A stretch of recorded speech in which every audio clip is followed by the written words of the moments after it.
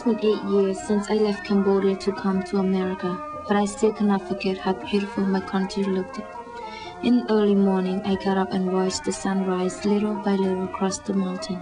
As it was rising, it shined and sparkled into individual trees. Finally, when it got above the mountain, it brightened up the whole world.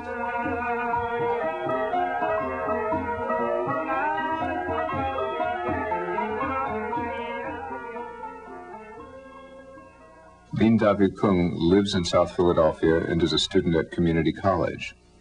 She is a business major, likes sports, and is a natural leader.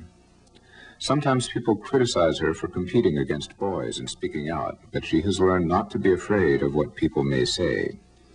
She is a very contemporary young woman. At the same time, she has grown up in a way that has given her special respect for and knowledge of her Cambodian traditions. I am a dancer and musician too. I have been playing music since I was 8 or 9 years old. I learned Khmer music and some stories from my father, Kung Piem, and I perform with our families at weddings and other times. Sometimes I get tired of playing music. I do it because I believe it is important to keep my people's traditions alive. I have performed Cambodian dance in the refugees camp in Thailand, also in the Philippines and here in Philadelphia. There are many kinds of our music and dance. Some are called Ayai singing, Mahari, Puntit, opera, wedding, and funerals music. My father knows all of these, and he has taught all of us, all my brothers and sisters. He has many other students all over the world. He will teach anyone who wants to learn. Since we had to leave Cambodia, it is important for people to know about dance and music because our values are in these sports. Many of the young people who perform Cambodian folk and court dances in Philadelphia today first learned to dance in refugee camps to which they escaped after surviving the Khmer Rouge regime. War, personal tragedies, and emigration all give a very different meaning to those Cambodian folk arts that are practiced in Philadelphia row houses. Many traditions thrive. Young people wear traditional dance costumes and dance in troops. Women make decorations that will be used in annual New Year's observances. Families mark their child's second birthday with a special string tying ceremony. Most people still find ways to prepare traditional foods, although they may obtain ingredients from corner markets rather than their own fields. Life is very different here. When I first came to America, I was so excited, I almost fainted. With all those lights, cars moving, and tall buildings, I just couldn't imagine what it was. I thought I was in heaven and started to fly.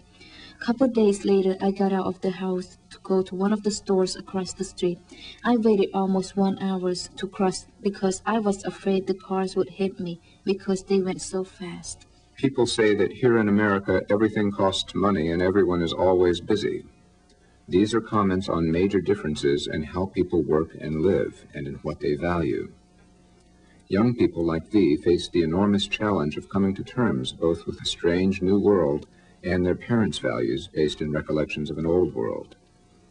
People balance the new and old, Cambodian and American, expected and unexpected in their everyday lives. These difficult balancing acts are especially visible in ceremonies like births, weddings, and funerals when people change their status.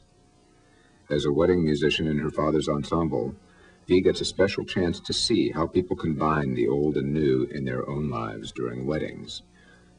A traditional Cambodian wedding used to be an elaborate and important ritual in people's lives, requiring special music, arts, food, costumes, and rituals, all performed or produced by local artists and experts who recalled and reinterpreted what they had learned over the course of their lifetime, not in schools, but from life's experiences. Today, many artists are still needed to make a wedding. Costumers, beauticians, and musicians may be members of the same family, as in V's case. My mother makes the special clothes that the bride wears to look like a queen for the weddings. Even the musicians must dress in a special way for weddings. And I taught myself how to sew and make all my own clothes. You know, we perform a lot. Most weekends from spring to fall, we play music and the wedding lasts until really early in the mornings. People get married the Cambodian way, but they do some things in the American way too. And every wedding is a little different. Weddings used to last for 3 days, but now because people are working, they take only a day and a half. It used to be that your parents and the matchmaker arranged the wedding, but now parents may consult with their children. Women used to marry when they were very young, but as they go to schools and take on careers, they may marry later. When the wedding day comes, the groom and his side walk together 2 by 2 in a line to the bride's house. Musicians lead them and people bring beautifully wrapped gifts of food and other things. Elders, the Meba and Maha, negotiate the terms of the wedding, making sure that everyone knows and agrees about responsibilities and what is being given.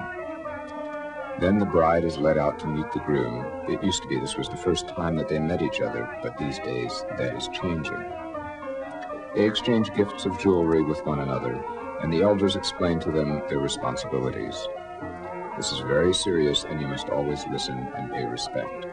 But there are funny parts too, like the haircutting ceremonies when the musicians pretend to be heavenly messengers coming to earth.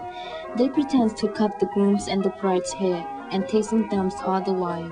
But it is also serious because they're turning the couples into different people, married people.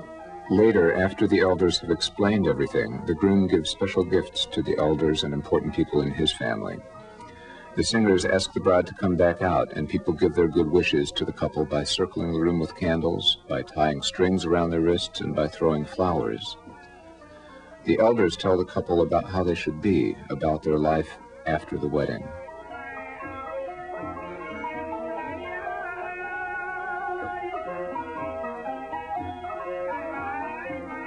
You know, our people lost our families, relatives, homes, and part of our countries from war, shooting each other until Cambodian turns into a blood river. I still remember when my families and me escaped from Cambodia to Thailand. I saw my people die every day. We prayed every night as we slept, hoping that we can escape with happiness and hoping that the shooting will stop. We didn't save our countries, but we can save our arts with weddings, rituals, and all of our arts. Our peoples are making traditions meaningful and life beautiful.